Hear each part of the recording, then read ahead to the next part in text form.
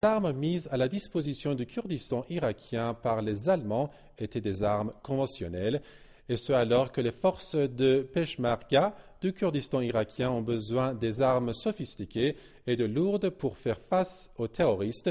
Mais pourquoi Barzani aurait besoin d'armes lourdes? La réponse avec Ahmad Rami, directeur de Radio Islam en Suède. Vous savez, il n'y a pas longtemps que le chef du gouvernement de l'entité sioniste a déclaré qu'il faut établir un État kurde dans la région.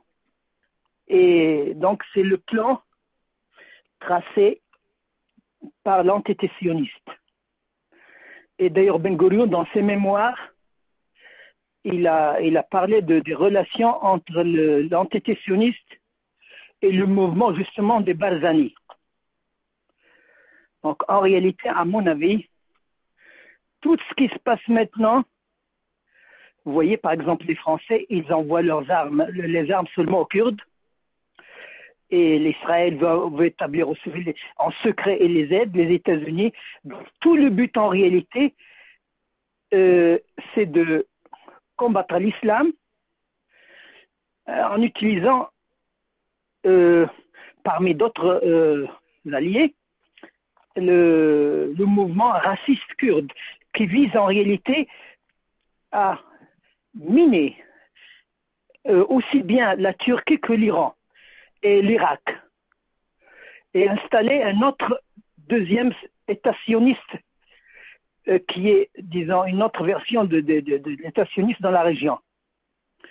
Vous savez, tout ce mouvement qu'on appelle le mouvement kurde, dès son début, ça a été un mouvement voulu créer, inspiré par le sionisme, c'est-à-dire le mouvement séparatiste, et qui vise en réalité à combattre l'unité de l'Iran, l'unité de la Turquie, l'unité de l'Irak, l'unité de la Syrie, en vue justement de semer la faiblesse, les guerres internes dans la région, et de frapper de plein fouet, surtout maintenant la République islamique d'Iran, et aussi la Turquie. Parce que malgré toutes les différences, la Turquie et la République islamique d'Iran et le Pakistan sont les seuls États qui restent encore, qui ont une certaine puissance, qui peuvent résister à l'entité sioniste.